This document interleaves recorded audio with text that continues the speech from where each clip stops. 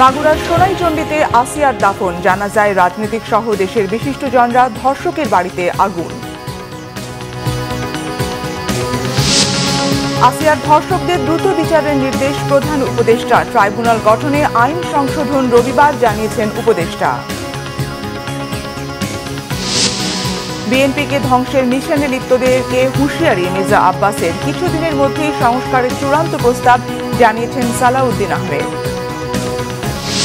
ঢাকায় জাতিসংঘ মহাসচিব অ্যান্টনিও গুতেরেস কাল যাবেন কক্সবাজার, ডক্টর ইউনূস সহ ইফতার করবেন রোহিঙ্গাদের সাথে। বান্ধবী জাকিয়া সহ সালমান রহমানের 190 কোটি টাকা মানি লন্ডারিং, আত্মসাৎ 33 কোটি টাকা, সহযোগী সহ 19 জনের বিরুদ্ধে দুদকের মামলা। দেখছিলেন ক্রাউন সিমেন্ট সংবাদ শিরোনাম। এবারে বিস্তারিত। দুদফা জানাজা শেষে মাগুরায় শিশু আসিয়ার দাফন সম্পন্ন হয়েছে। প্রথম জানাজার পর আসামিদের বাড়িতে আগুন দিয়েছে বিক্ষুব্ধরা। জানাজার নামাজ শেষে গ্রামের বাড়ি শ্রীপুর উপজেলার সবদালপুর ইউনিয়নের জারিয়া গ্রামের সোনাইচণ্ডী গোরস্থানে দাফন করা হয় শিশুটিকে।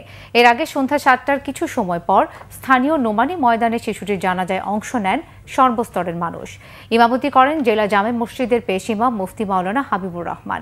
জাতীয় নাগরিক পার্টির সার্জিস আলম ও হাসনাত আবদুল্লাহ সহ দলটির শীর্ষ কয়েকজন নেতা, হেফাজতে ইসলামের নেতা মামুনুল হক, ঢাকা দক্ষিণ মহানগর যুবদলের সদস্য সচিব রবিউল ইসলাম নয়ন ও মাগুরা জেলা প্রশাসক ওহিদুল ইসলাম সহ হাজারো মানুষ উপস্থিত ছিলেন।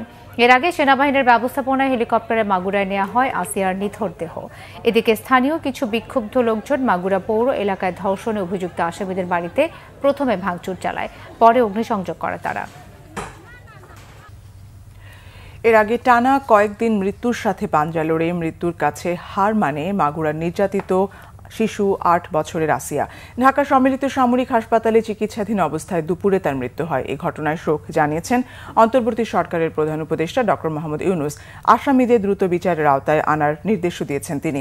শোক জানিয়েছেন বিএনপি মহাসচিব মির্জা ফখরুল ইসলাম আলমগীর। সেনাবাহিনীও আসিয়ার মৃত্যুতে গভীর শোক প্রকাশ করেছে। রিপোর্ট সৈয়দ আব্দুল মুহিতের।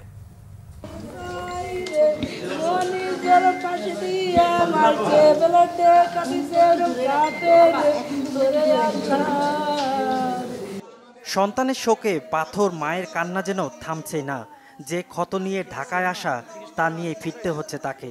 সম্মিলিত সামরিক হাসপাতালে মেয়ে আসিয়া হত্যায় জড়িতদের ফাঁসির দাবি করতে গিয়ে বারবার স্তব্ধ হয়ে যাচ্ছিলেন তিনি। ওর যখন ব্যালেটের কাটিছে, ফাইসটা মারিছে, ওই রকম উগারও আমি ফাইসটা দেখতে চাই।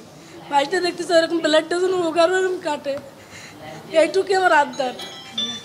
হাসপাতালের মর্চুয়ারিতে আনুষ্ঠানিকতার পর সন্তানের মরদেহ বুঝিয়ে দেয়া হয় আসিয়ার মাকে। শোকে ভারী হয়ে ওঠে পরিবেশ। মৎস্য প্রাণী সম্পদ উপদেষ্টা, সেনাবাহিনীর ঊর্ধ্বতন কর্মকর্তারা আসিয়ার মরদেহ অ্যাম্বুলেন্সে তুলে দেন। এর আগে মাগুরার শিশুটির মরদেহ দেখতে এসে কঠোর শাস্তি দাবি করেন হেফাজতে ইসলামের মামুনুল হক, জাতীয় নাগরিক পার্টির সার্জিস আলম, হাসনাত আবদুল্লাহ। এখন সময় হয়েছে সর্বোচ্চ দৃষ্টান্তমূলক মৃত্যুদণ্ড যে শাস্তি, এটা নিশ্চিত করা এবং এর মধ্য দিয়ে আগামীর বাংলাদেশে যেন আমার আর কোনো বোনকে না হারাতে হয়, এটা আমাদের নিশ্চিত করতে হবে। এবং এটা যদি এবার আমরা না পারি তাহলে আমরা দিন শেষে ব্যর্থ হয়ে যাব। মাগুরায় বোনের বাড়িতে বেড়াতে গিয়ে পাশবিকতার শিকার হয় শিশু আসিয়া। তাকে প্রথমে মাগুরা, পরে ফরিদপুর ও ঢাকা মেডিকেলে চিকিৎসা দেওয়া হয়। সবশেষ তাকে ঢাকার সম্মিলিত সামরিক হাসপাতাল সিএমএসে স্থানান্তর করা হয়। শিশু আসিয়া ধর্ষণের ঘটনায় গ্রেপ্তার হওয়া ব্যক্তিরা কারাগারে আছে। তাদের দৃষ্টান্তমূলক শাস্তির দাবিতে গত কদিন ধরে দেশ জুড়ে পালিত হচ্ছে বিক্ষোভ সহ নানা কর্মসূচি।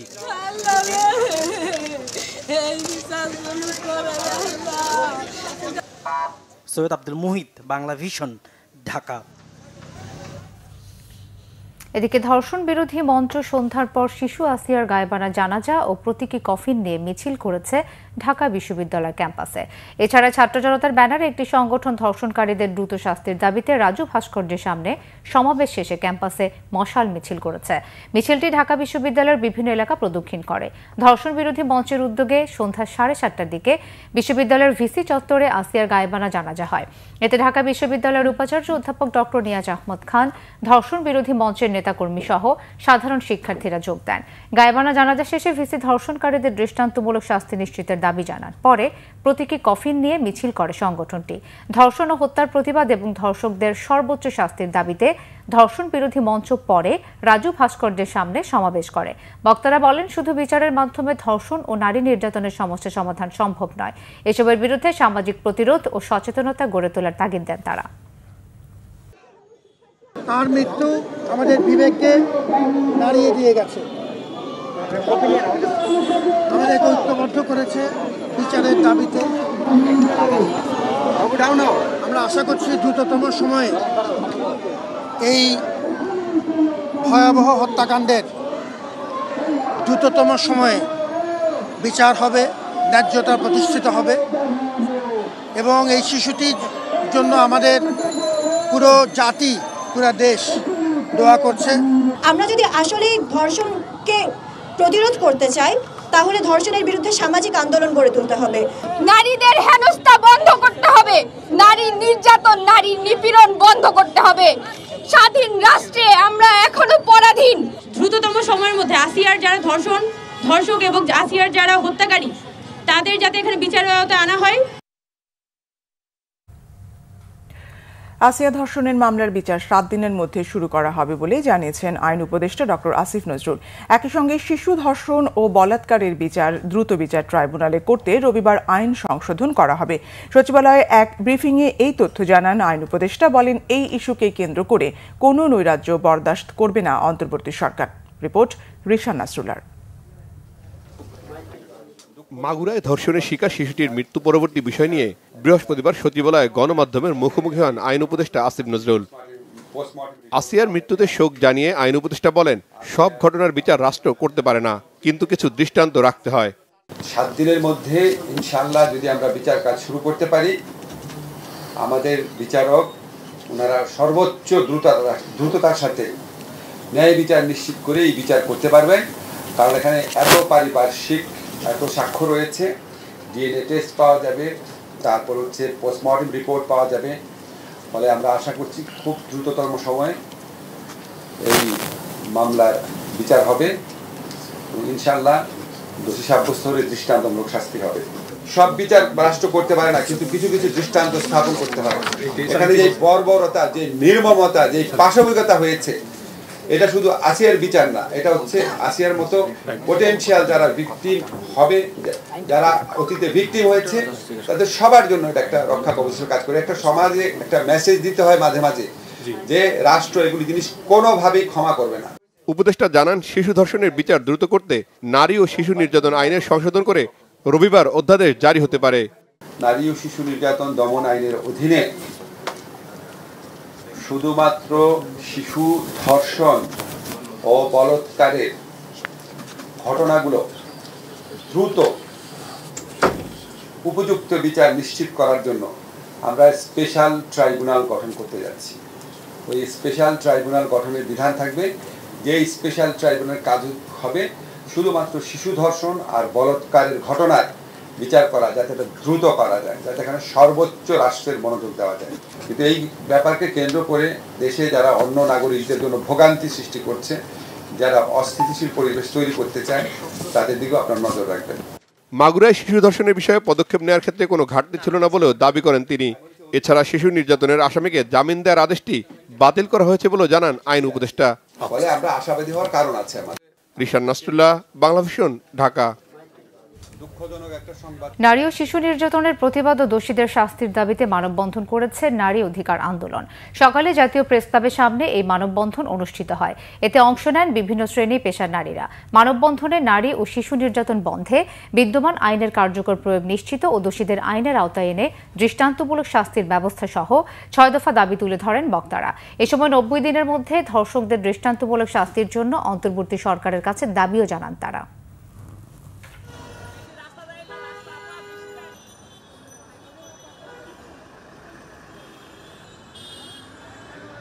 আমাদের দাবি জনসম্মুখে এইসব ধর্ষককে শাস্তি দিতে হবে। আমাদের শিশুরা যেন নিরাপদে রাস্তায় চলতে পারে, আমাদের নারীরা যেন নিরাপদে রাস্তায় চলতে পারে। আমরা এই মানববন্ধন থেকে বলতে চাই, বাংলাদেশে আসিয়া ধর্ষণের পরে আর একটা নিরাপত্তা নারী এবং শিশু যেন দর্শিত না হয়। অধিকার আন্দোলন। সচিবালয় ও শাহবাগ সহ রাজধানীর কয়েকটি এলাকায় সভা সমাবেশ মিছিল নিষিদ্ধ করেছে ঢাকা মেট্রোপলিটন পুলিশ ডিএমপি সদর দপ্তরের এক গণবিজ্ঞপ্তিতে এই তথ্য জানানো হয়েছে। ডিএমপি কমিশনার শেখ মোহাম্মদ সাজ্জাদ আলী স্বাক্ষরিত এক প্রেস বিজ্ঞপ্তিতে জানানো হয়, আইনশৃঙ্খলা রক্ষায় ডিএমপি অধ্যাদেশের 29 ধারায় অর্পিত ক্ষমতা বলে আজ থেকে পরবর্তী নির্দেশ না দেওয়া পর্যন্ত সচিবালয়, প্রধান উপদেষ্টার সরকারি বাসভবন যমুনা ও পাশের হোটেল ইন্টারকন্টিনেন্টাল মোড়, শাহবাগ মোড়, কাকরাইল মোড় ও মিন্টো রোডে সব ধরনের সভা সমাবেশ, গণজমায়েত, মিছিল ও শোভাযাত্রা নিষিদ্ধ ঘোষণা করেছে ডিএমপি। আজ থেকেই এই নিষেধাজ্ঞা কার্যকর হয়েছে। বিএনপির স্থায়ী কমিটির সদস্য মির্জা আব্বাস বলেছেন, বিএনপিকে চাইলেই ফু দিয়ে উড়িয়ে দেওয়া যাবে না। কেউ কেউ দলকে কলুষিত করার চেষ্টা করছেন অভিযোগ তুলে তাদেরকে হুঁশিয়ার করে দেন তিনি। এদিকে স্থায়ী কমিটির আরেক সদস্য সালাউদ্দিন আহমেদ বলেছেন, সংস্কার প্রস্তাবের কপিগুলো হাতে আছে, কিছুদিনের মধ্যেই চূড়ান্ত প্রস্তাব দেবে বিএনপি। আহমেদ সরোয়ারের রিপোর্ট। সিদ্ধেশ্বরী গার্লস স্কুলে বৃহস্পতিবার ইফতার মাহফিলের আয়োজন করে ঢাকা মহানগর দক্ষিণের অন্তর্গত রমনা থানাধীন শান্তিনগর ইউনিট বিএনপি। এতে যোগ দেন দলের স্থায়ী কমিটির সদস্য মির্জা আব্বাস। মাগুরার শিশুর মৃত্যুর ঘটনায় নিন্দা জানিয়ে শোক সন্তপ্ত পরিবারের প্রতি সমবেদনা জানান তিনি। এ সময় তিনি বলেন, কোথাও গেলেই কিছু লোক আছে ঘিরে ধরে ছবি তোলে, তারা চাঁদাবাজ। গত 17 বছর তাদেরকে দেখেননি উল্লেখ করে আন্দোলনের সুফল নষ্ট না করার আহ্বান জানান বিএনপির নেতা। বলেন, অপকর্ম করে সবাই, দোষ হয় বিএনপির। বিএনপি টোকা দিয়ে ফেলে দেওয়া দল না, ওই কয়েকজন ইউটিউবার আর কয়েকজন ঢাকায় বসে বসে সেদিন দেশ থেকে ফেরত আসলেন। অনেকে বলছিলেন দেশেই আসবেন না, এখন দেশে আসছেন, আইসা নতুন মুক্তিযোদ্ধা আসছেন, বিএনপির বিরুদ্ধে কথা বললেই লাভ, কথা বলতেছেন। দয়া করে এগুলো ছাড়েন। সম্প্রীতি রাজনীতি করি আমরা, দেশটাকে ভালোবাসি, সবাই মিলে দেশটাকে ভালোবেসে গড়ে তুলি। সুযোগ পেলে একটা দলকে ল্যাং মেরে ফেলে দিবেন, ওই কাজটাকে দয়া করে করবেন না। যারা বিএনপিতে অনুপ্রবেশ করে বিএনপিকে কলুষিত করার চেষ্টা করছেন, যারা আমাদের 17 বছরের অর্জনকে ধ্বংস করার চেষ্টা করছেন, তারা সাবধান হয়ে যান। বিভিন্ন রাজনৈতিক দলের নেতাদের সম্মানে রাজধানীর একটি অভিজাত রেস্তোরাঁয় ইফতার মাহফিল করে গণ অধিকার পরিষদ। এতে যোগ দেন বিএনপি স্থায়ী কমিটির সদস্য মির্জা আব্বাস ও সালাউদ্দিন আহমেদ সহ বিভিন্ন রাজনৈতিক দলের নেতারা। ইফতার পূর্ব আলোচনায় বিএনপি নেতারা বলেন, কিছু কিছু সংস্কার প্রস্তাবে একমত না হলেও বেশিরভাগ প্রস্তাবেই ঐক্যমত্য হবে। এই সমস্ত প্রস্তাবগুলো আমরা হাতে পেয়েছি, হার্ড কপি পেয়েছি, সফট কপি পেয়েছি। সংস্কার কমিশনের সেই প্রস্তাবগুলোর উপরে আমরা আলাপ আলোচনা করছি, বিশ্লেষণ করছি। আমরা অতি শীঘ্র আমাদের রিপোর্টগুলো আমরা সংস্কার কমিশন, জাতীয় ঐক্যমত্য কমিশনের কাছে প্রদান করব। মাননীয় প্রধান উপদেষ্টা খুব শিগগিরই জনগণের চাহিদা অনুযায়ী জাতীয় সংসদ নির্বাচনের জন্য একটি পরিষ্কার রূপরেখা প্রদান করবে। কৃত্রিমভাবে অসুবিধার সৃষ্টি করা হচ্ছে, চেষ্টা করা হচ্ছে। বিভিন্ন দল একে অপরের দিকে কথা বলছে, কারা ঝুলছে। এই জিনিসটা ঠিক না। তাহলে 5 তারিখের যে আমাদের আন্দোলন, আমাদের বিজয়, এটা নিঃশেষ হয়ে যাবে। দেশের উত্তরাঞ্চলের প্রকৌশলীদের নিয়ে ইফতার ও দোয়া মাহফিলের আয়োজন করে উত্তরবঙ্গ ইঞ্জিনিয়ার্স ফোরাম। রাজধানীর এলজিইডি ভবনে এই ইফতার মাহফিলে প্রধান অতিথি হিসেবে উপস্থিত ছিলেন বিএনপি স্থায়ী কমিটির সদস্য ও সাবেক মন্ত্রী ইকবাল হাসান মাহমুদ টুকু। আহমেদ সরওয়ার, বাংলা ভিশন, ঢাকা। 4 দিনের সফরে ঢাকায় এসেছেন জাতিসংঘ মহাসচিব অ্যান্টনিও গুতেরেস। বিকেলে হযরত শাহজালাল আন্তর্জাতিক বিমানবন্দরে অবতরণ করে জাতিসংঘ মহাসচিবকে বহনকারী বিমানটি। বিমানবন্দরে জাতিসংঘ মহাসচিবকে স্বাগত জানান পররাষ্ট্র উপদেষ্টা তৌহিদ হোসেন, অর্থ উপদেষ্টা সালেউদ্দিন আহমেদ, 3 বাহিনীর প্রধান ও সামরিক বেসামরিক ঊর্ধ্বতন কর্মকর্তারা। শুক্রবার সকাল 9টায় হোটেলে জাতিসংঘ মহাসচিবের সঙ্গে সৌজন্য সাক্ষাৎ করবেন পররাষ্ট্র উপদেষ্টা তৌহিদ হোসেন এবং প্রধান উপদেষ্টার রোহিঙ্গা বিষয়ক বিশেষ দূত ডক্টর খলিলুর রহমান। পরে প্রধান উপদেষ্টার কার্যালয়ে ডক্টর মোহাম্মদ ইউনুসের সঙ্গে বৈঠক করবেন জাতিসংঘ মহাসচিব। এরপর একই ফ্লাইটে প্রধান উপদেষ্টার সাথে তিনি কক্সবাজার যাবেন। শুক্রবার সারাদিন রোহিঙ্গা ক্যাম্পে পরিদর্শন করবেন অ্যান্টনিও গুতেরেস। সেখানে প্রধান উপদেষ্টার সঙ্গে প্রায় 1 লাখ রোহিঙ্গার সঙ্গে ইফতারেও যোগ দেবেন মহাসচিব। সংস্কার কার্যক্রমে জাতিসংঘের সমর্থন সহযোগিতা নিয়ে প্রধান উপদেষ্টা, নাগরিক সমাজ সহ বিভিন্ন অংশীজনের সাথেও বৈঠক করবেন জাতিসংঘ মহাসচিব। বৈঠক করবেন ঐকমত্য কমিশনের সঙ্গেও।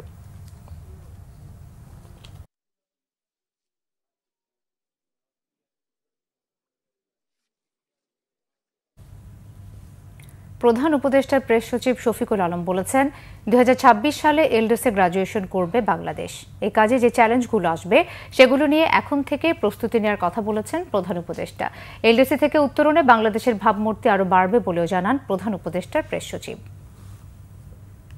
26-এ এলডিসি গ্র্যাজুয়েশন করব, এটা আমাদের ডিসিশন। এই বিষয়ে আজকে চূড়ান্ত সিদ্ধান্ত হয়েছে। তো এই বিষয়ে যেতে কোনো ধরনের যেই ধরনের চ্যালেঞ্জগুলো যেগুলো আসবে সেটা ফেস করার জন্য এখন থেকেই প্রিপারেশন নেওয়ার কথা মাননীয় চিফ অ্যাডভাইজার বলেছেন, এবং সেই অনুযায়ী অনেকগুলো পজিশন পেপার করা হয়েছে এবং এগুলো নিয়ে প্রিপারেশনও আমাদের অ্যাডুকুয়েট প্রিপারেশন নেওয়া হচ্ছে। আমরা বলতে পারি আমরা যখন 2026-এ এলডিসি গ্র্যাজুয়েশন হবে, বাংলাদেশের আমরা ইন্টারন্যাশনাল মর্যাদা আরও বৃদ্ধি পাবে এবং বাংলাদেশের বিজনেস এর সক্ষমতা আরও বৃদ্ধি পাবে।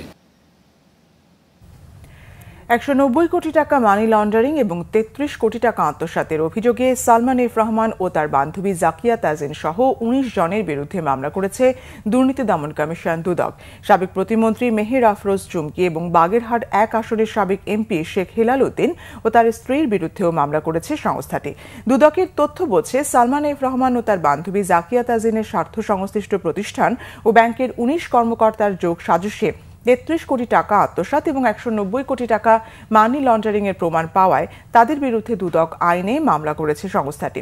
এছাড়া সাবেক প্রধানমন্ত্রী শেখ হাসিনার চাচাতো ভাই বাগেরহাট 1 আসনের সাবেক সংসদ সদস্য শেখ হেলাল ও তার স্ত্রীর বিরুদ্ধে প্রায় 13 কোটি টাকার অবৈধ সম্পদ এবং 53 কোটি টাকার সন্দেহজনক লেনদেন মামলা করেছে দুদক। এদিকে অবৈধ সম্পদ অর্জনের অভিযোগে মহিলা ও শিশু বিষয়ক মন্ত্রণালয়ের সাবেক প্রতিমন্ত্রী মেহের আফরোজ চুমকি ও তার স্বামী মাসুদুর রহমানের বিরুদ্ধে মামলা করেছে সংস্থাটি। আহমদ শাহরিয়ার রহমান এবং জনাব সালমান ফজলুর রহমান সাবেক চেয়ারম্যান আইএফএসসি ব্যাংক সহ ন্যাশনাল ব্যাংক লিমিটেডের বিভিন্ন পর্যায়ের মোট 11 জন কর্মকর্তার বিরুদ্ধে দণ্ডবিধির সংশ্লিষ্ট ধারায় এবং মানি লন্ডারিং প্রতিরোধ আইন 2012 এবং দুর্নীতি প্রতিরোধ আইন 1947-এর সংশ্লিষ্ট ধারায় আরও একটি মামলা রুজুর সিদ্ধান্ত গৃহীত হয়েছে।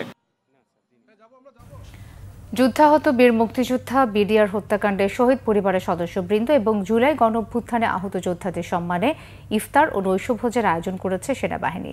ঢাকা সেনানিবাসের সেনামালঞ্চে আয়োজিত অনুষ্ঠানে প্রধান অতিথি ছিলেন সেনাবাহিনী প্রধান জেনারেল ওয়াকারুজ্জামান। এ সময় সেনাবাহিনী প্রধান অনুষ্ঠানে উপস্থিত মুক্তিযোদ্ধা বিষয়ক মন্ত্রণালয়ের উপদেষ্টা, প্রধান উপদেষ্টা, নিরাপত্তা বিষয়ক উপদেষ্টা, যুদ্ধাহত বীর মুক্তিযোদ্ধা, শহীদ পরিবারের সদস্য এবং জুলাই গণঅভ্যুত্থানে আহত যোদ্ধাদের সঙ্গে কুশল বিনিময় করেন এবং তাদের খোঁজ খবর নেন। ইফতার ও নৈশভোজে 4 শতাধিক যুদ্ধাহত বীর মুক্তিযোদ্ধা, বিডিআর হত্যাকাণ্ডে শহীদ পরিবারের সদস্য, জুলাই গণঅভ্যুত্থানে আহত যোদ্ধা, মুক্তিযোদ্ধা বিষয়ক মন্ত্রণালয়ের মুক্তিযোদ্ধা কল্যাণ ট্রাস্টের সদস্য, ঊর্ধ্বতন সামরিক ও অসামরিক কর্মকর্তা এবং গণমাধ্যমের বিশিষ্ট ব্যক্তিরা উপস্থিত ছিলেন।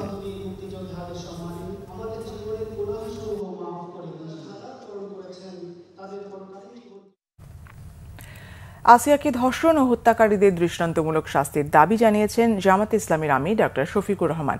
রাজধানীর মিরপুর পূর্ব থানা জামাতের ইফতার মাহফিলে তিনি কথা বলেন।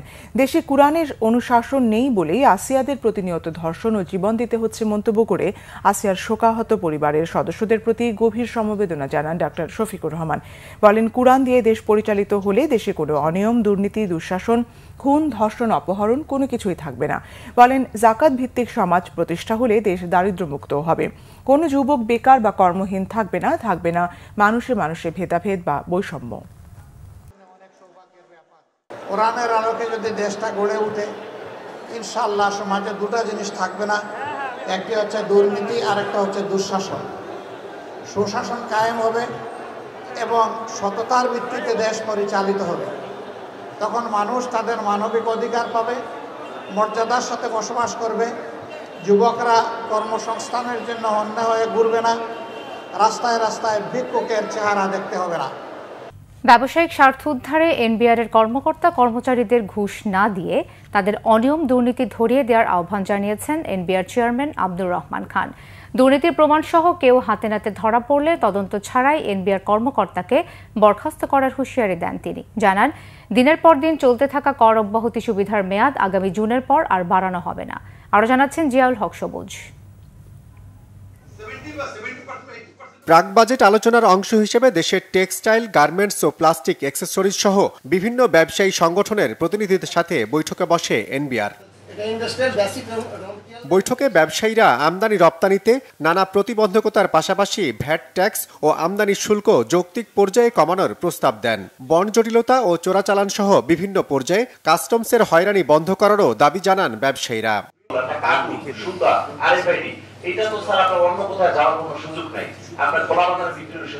আপনাদের মেম্বার সাহেব আপনার থেকে অনেক শক্তিশালী। ওনারা যেভাবে কথা বলে, পরশুদিন একটা ফোন আসছে, আপনি কি অমুক, হি ওয়াজ আস্কিং মি, আপনি দেখা করেন, আপনি মালিক হন আর যাই করুন দেখা করেন। তো এই জিনিসগুলি বন্ধ করেন, আমরা আপনারা যা চান আমরা সব দিব। জবাবে এনবিআর চেয়ারম্যান বলেন, অনিয়মের দুরারোগ্য ব্যাধি এত সহজে দূর হবে না, তবে কাজ উদ্ধারে ব্যবসায়ীদেরকে এনবিআর এর কর্মকর্তাদের অন্যায় আবদার না মানার পরামর্শ দেন তিনি। আপনি যে বলছেন দুর্নীতি বন্ধ করেন, দুর্নীতি তো যিনি নেন কেউ না কাউকে তাকে দেয় বলে তো তা হয়। এটা দুই তরফ থেকে আসতে হবে। আপনি দেন, ভালো কথা, আপনার কাজটা উদ্ধার করুন, তারপর এসে বলেন যে আমি দিছি এই যে প্রমাণ, ধরে নেবেন। এটা দুদক ধরতে পারে, এনবিআর ধরতে পারে, আপনার দরকার করে এই কাজগুলো করেন। এখন তো কত সহজ হয়ে গেছে, আপনার ছোট্ট করে ক্যামেরা দিয়ে রেকর্ড করে ফেলা যায়, আপনার ট্রানজাকশন হওয়ার সময় আপনার কথোপকথন রেকর্ড করে ফেলা যায়, নানাভাবে এটা করা যায়। আর যেটা বললাম, অনলাইন সিস্টেমে তো আমরা শত শত কোটি টাকা খরচ করে অনলাইন সিস্টেম তৈরি করে দিচ্ছি। কর যৌক্তিক করার বিষয়ে ব্যবসায়ীদের দাবির জবাবে এনবিআর চেয়ারম্যান জানান, বিশেষ কোনো গোষ্ঠীর জন্য আলাদা কর হার বেশি দিন বহাল রাখা সম্ভব নয়। আপনি যখন ব্যাংকে লোনের জন্য যাবেন তখন বলবেন যে আমার লাভের উপর ভাসতেছি, আপনি আমাকে 100 টাকা লোন দেন, শোধ করে দিবেন। এই প্রবলেমগুলো অডিট সিঙ্গেল, ভাই কথাটা খেয়াল করেন, অডিট সিঙ্গেল হয়েছে কিন্তু আপনার সমস্ত ট্রানজাকশন এখনো অনবোর্ডে আসছে না। এই যে সত্য যদি আমরা স্বীকার না করি, আমাদের সমস্যা যদি আমরা স্বীকার না করি, এগুলো থেকে উত্তরণ হবে না। এখানে আমাদেরও দোষ আছে, আপনাদেরও দোষ আছে। স্বর্ণ ব্যবসায়ীদের উদ্দেশ্যে এনবিআর চেয়ারম্যান বলেন, চোরাচালান বন্ধে মনিটরিং জোরদারের পাশাপাশি ব্যাগেজ রুলেও পরিবর্তন আনা হবে।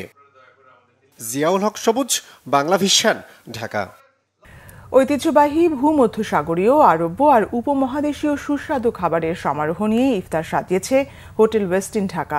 বিভিন্ন ধরনের সিগনেচার ডিশ সহ 4 শতাধিক দেশি বিদেশি ইফতার থাকছে এখানে। পুরানো ঢাকার ঐতিহ্যবাহী খাবারের পাশাপাশি আরব্য, টার্কিশ ডিশ কি নেই সেখানে। সবশেষে মুখ মিষ্টিতে রয়েছে বাকলাভা, কুনাফার মতো হরেক রকম মিষ্টি। 5 তারকা হোটেলের বাহারি ইফতারের আরো খবর জানাচ্ছেন ওবায়দুল্লাহ মামুন। থরে থরে সাজানো হরেক রকমের সালাদ, খাবার, ফলমূল। ইফতারের প্রস্তুতি চলছে। বিকেল থেকে শেফরা ব্যস্ত নিজ নিজ ডিশ তৈরিতে। কি নেই এখানে? ভূমধ্যসাগরীয়, প্যান এশীয়, কন্টিনেন্টাল সব ধরনের খাবার নিয়ে সাজানো হোটেল ওয়েস্টিনের ইফতার বুফে। নানা স্বাদের বাহারি রকমের 4 শতাধিক খাবার রয়েছে ইফতারে। এসব হোটেলে প্রতিদিনই থাকে বিশেষ আকর্ষণ। আস্ত তাসমেনিয়ান স্যামন ফিশ, তেল ছাড়া পেশোয়ারি মাটন ও আফগানি বিফ। প্রত্যেকটা রোজাতে আমরা স্পেশাল কিছু খাবার নিয়ে আসি। সেটা হচ্ছে আপনার মিক্স থাকে, প্যান এশিয়ান ফুড থাকে এবং মিডল ইস্টার্ন ফুডটাকে আমরা বেস করে, বেসিক্যালি রোজা যেহেতু সবাই হচ্ছে মিডল ইস্টার্ন ফুডগুলি বেশি পছন্দ করে। জনপ্রিয় খাবার সুশি অ্যান্ড সাসিমি। ল্যাম্ব দিয়ে করা হয়েছে একাধিক খাবারের আইটেম। রয়েছে signature dish lamb chop, lamb biryani, lamb শ্যাঙ্কের মতো সুস্বাদু ইফতার আইটেম। সামুদ্রিক যে ফিশ আছে, যেটাকে আমরা সি ফিশ বলি, সেই সি ফিশের মাধ্যমে এগুলো তৈরি হয়। যেমন আপনি দেখেন এখানে এডেল টোনা, স্যালমন, ইল ফিশ, যেটা আমরা সামুদ্রিক ইল ফিশ। মধ্যপ্রাচ্য বা আরবের ঐতিহ্যবাহী খাবারের পাশাপাশি রয়েছে জিলাপি, জাফরানি জিলাপি। স্বাস্থ্য সচেতনদের জন্য চিনিমুক্ত জিলাপির ব্যবস্থাও আছে। জুস বারে আছে ডাবের পানি সহ বিভিন্ন ধরনের ফলের জুস। সেবা আর খাবারের মান ও স্বাদের কারণে ক্রেতাদের কাছে হোটেল ওয়েস্টিন ঢাকা ব্যতিক্রম বলে জানায় হোটেল কর্তৃপক্ষ। We are different because, first of all, we have regular guests coming back years and after years. Due to the food quality, due to the service provided during Ramadan, but as well the specialities that we are actually making for that festival. Ramzan জুড়েই ইফতার বুফের পাশাপাশি সেহরির ব্যবস্থাও থাকছে ওয়েস্টিনে। Obaidullah Mamun, Bangla vision, Dhaka. সরকারি প্রাথমিক বিদ্যালয়ের প্রধান শিক্ষকদের 10 গ্রেডে দ্বিতীয় শ্রেণীর গ্যাজেটেড কর্মকর্তার মর্যাদা দিয়ে রায় দিয়েছেন আপিল বিভাগ। এর ফলে দেশের 30,000 শিক্ষক এই সুবিধা পাবেন বলে জানিয়েছেন আইনজীবীরা। বৃহস্পতিবার প্রধান বিচারপতি সৈয়দ রেফাত আহমেদের নেতৃত্বাধীন আপিল বেঞ্চ এই আদেশ দেয়। এর আগে হাইকোর্ট 2019 সালের 25 ফেব্রুয়ারি সরকারি প্রাথমিক বিদ্যালয়ের প্রধান শিক্ষকদের বেতন স্কেল 10ম গ্রেড করা সহ গেজেটেড পদমর্যাদা দেওয়ার নির্দেশ দিয়েছিল। গেজেটেড পদমর্যাদা 2014 সালের 9 মার্চ থেকে কার্যকর করতে নির্দেশ দেওয়া হয়, কিন্তু এই রায়ের বিরুদ্ধে রাষ্ট্রপক্ষ আপিল করে। আপিল বিভাগ ওই আবেদন নিষ্পত্তি করায় হাইকোর্টের রায় বহাল রইল। এনআইডি সেবা নির্বাচন কমিশনে রাখার সিদ্ধান্ত চূড়ান্তে আগামী মঙ্গলবার পর্যন্ত সরকারকে সময় বেঁধে দিয়েছেন নির্বাচন কমিশনের কর্মকর্তা কর্মচারীরা।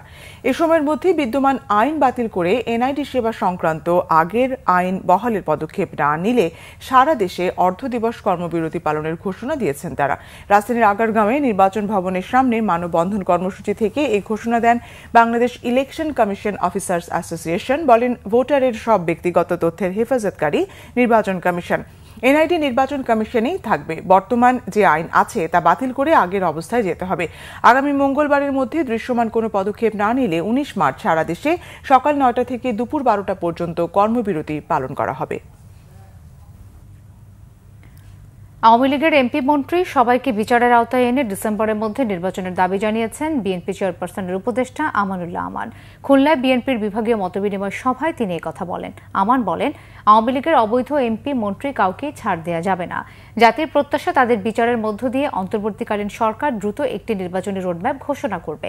এ সময় উপস্থিত ছিলেন কেন্দ্রীয় বিএনপির গবেষণা বিষয়ক সম্পাদক কৃষিবিদ শামীমুর রহমান শামীম, বিএনপির জাতীয় নির্বাহী কমিটির সহ সাংগঠনিক সম্পাদক জয়ন্ত কুমার কুণ্ডু সহ অন্যরা।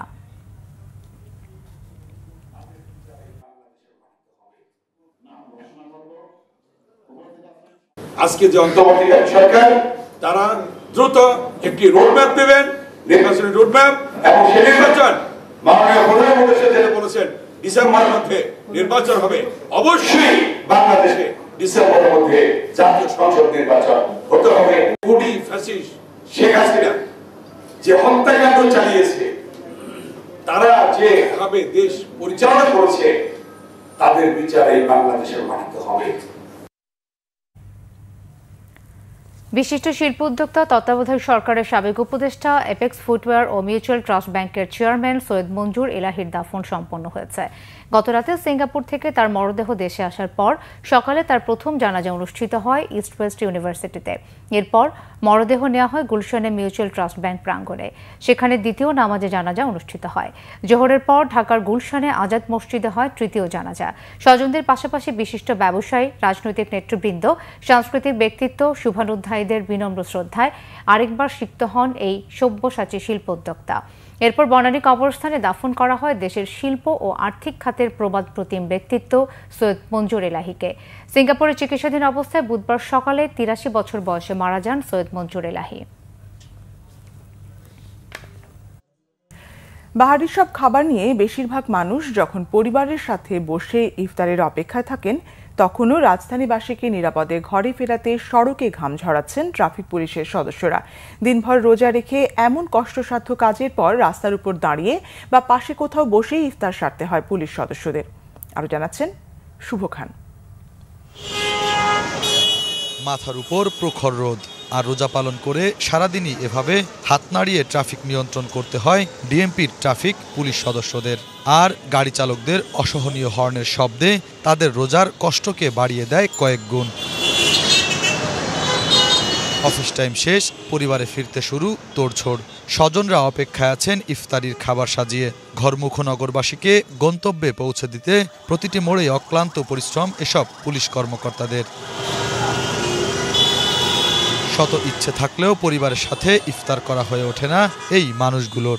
কখনো দাঁড়িয়ে কখনো রাস্তার পাশে কোথাও একটু বসেই সারতে হয় তাদের ইফতার। আসলে এই শাহবাগে বিশেষ করে আমরা ভাগ করে ইফতার করতে হয়, আমরা সবাই একসাথে ইফতার করতে পারি না, কারণ শাহবাগে চারদিক থেকে চাপ আছে। রমজানে আসলে পরে বেশিরভাগ ইফতারগুলা রোডে দাঁড়ায় থেকে, অথবা যদি যেসব রাস্তা ফাঁকা হয়ে যায় তখন আমরা হয়তো একটু মানে বক্সে করতে পারি আর কি। গাড়ির চাপ থাকলে এখানে দাঁড়ায় থেকে করতে হয়, আর যদি একটু রাস্তা একটু ফাঁকা থাকে ওই সুযোগে আমরা একটু বক্সে কি সাইডে এখানে সেখানে বসে ইফতারটা সেরে নিই। রোজা রেখে সারাদিন এভাবে হাত নাড়ানো কষ্টসাধ্য।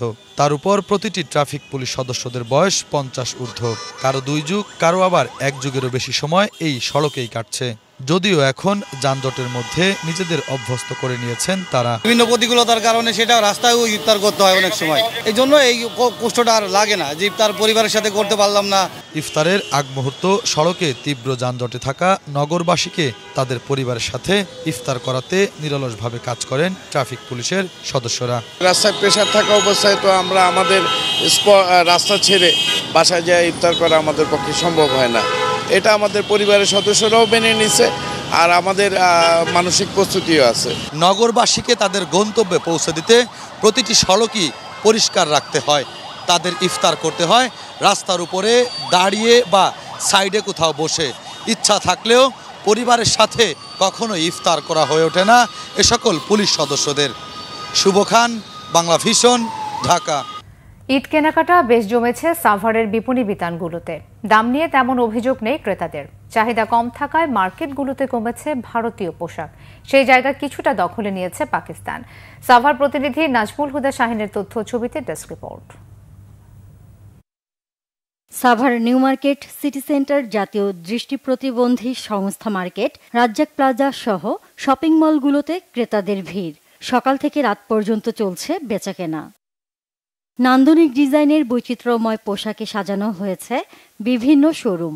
দেশি বিদেশি পোশাকে ঠাসা সব দোকান। ব্যবসায়ীরা জানিয়েছেন এবার ভারতীয় পোশাকের চাহিদা কম, পাকিস্তানি পোশাকের প্রতি আগ্রহ ক্রেতাদের। সব রকমের কালেকশন আমাদের এখানে আছে। আমাদের এখানে প্রতি বছর র্যাফেল ড্র 2025 এই বছর আমরা আয়োজন করেছি ব্যাপক হারে। রকমারি যত রকমের মানুষের ব্যবহারযোগ্য দ্রব্য সামগ্রী এখন ভালো বিক্রি হচ্ছে, কাস্টমারেরও সমাগম ভালো। মানিকগঞ্জ, ধামরাই, আশুলিয়া, টাঙ্গাইল, এমনকি বিভিন্ন দেশের বিভিন্ন জায়গা থেকে অনেক ক্রেতা সাধারণ আমাদের এখানে সমাগম। বেশিরভাগ 3 পিসের কালেকশনটাই বেশি এবার সারা রাখার। হ্যাঁ, পাকিস্তানি যে লোনের যে 3 পিসগুলো ওগুলো চাহিদা খুব ব্যাপক। প্রিন্টেড 3 পিস, তারপরে আপনার লোনের 3 পিস, এগুলি চাচ্ছে কাস্টমার। লেহেঙ্গা, দোপাট্টা, তারপরে আপনার যে সুতি, বিভিন্ন যে ইন্ডিয়ান কাজ করা, এর ভিতরে সব ধরনের মালই আছে আমাদের এখানে। Foundation, press powder, lipstick, nail polish, এগুলো একটু বেশি চাচ্ছে। কাস্টমারের চাহিদাটা এখন এটার উপর একটু বেশি। আলহামদুলিল্লাহ বেশ ভালো সাড়া পাচ্ছি আমরা। প্রথম থেকেই বেশ ভালো বেচা কিনা শুরু হয়েছে আলহামদুলিল্লাহ এই বছর। ঈদের আগে ঝক্কি এড়াতে আগেভাগেই নিজের ও প্রিয়জনের জন্য ঈদের কেনাকাটা সারছেন ক্রেতারা। দাম নিয়ে তেমন অভিযোগ নেই তাদের। পছন্দের সেরাটা বেছে নিতে ছুটছেন এক শোরুম থেকে আরেক শোরুমে। একটা সারা কিনছি, আরও দেখতেছি আরও কিনবো। ভারতের ড্রেস ওরকম দেখায় নাই, আমরা অনেক দোকানে ঘুরছি, কোথাও মানে ওরকম ভারতের ড্রেস আসে নাই, বেশি এই পাকিস্তানি ড্রেসই দেখাইছে। আমরা জামা, ব্যাগ, দেন হচ্ছে অর্নামেন্টস, এগুলো কেনার জন্য আজকে এসেছি আর কি। আমি 3 পিস কিনবো, স্যান্ডেল কিনবো, ব্যাগ কিনবো, ভ্যানিটি ব্যাগ, এইগুলা কসমেটিক কিনা হয়ে গেছে। জুতা কিনছি, আর আমার টপস কিনছি আমার জন্য, জুতা নিয়েছি, জামা নিয়েছি, একটু আগে করে ফেলে দেওয়া ভালো হবে, কারণ অনেকের পছন্দ অনেক রকম থাকে, তো একটু ঘুরে ঘুরে দেখা যায়। পরবর্তীতে অনেক ভিড় হয়, কেনাকাটা করা যায় না, পছন্দের পণ্যটিও দেখা যাচ্ছে যে ওইভাবে পাওয়া যায় না, তো এখন আসছে একটু স্বাচ্ছন্দ্যে কেনাকাটার জন্য। চাঁদ রাত পর্যন্ত মার্কেটগুলো জমজমাট থাকবে বলে আশা ব্যবসায়ীদের। Bangla vision news desk. আরো কিছু খবর নিয়ে এখন একটি ডেস্ক রিপোর্ট।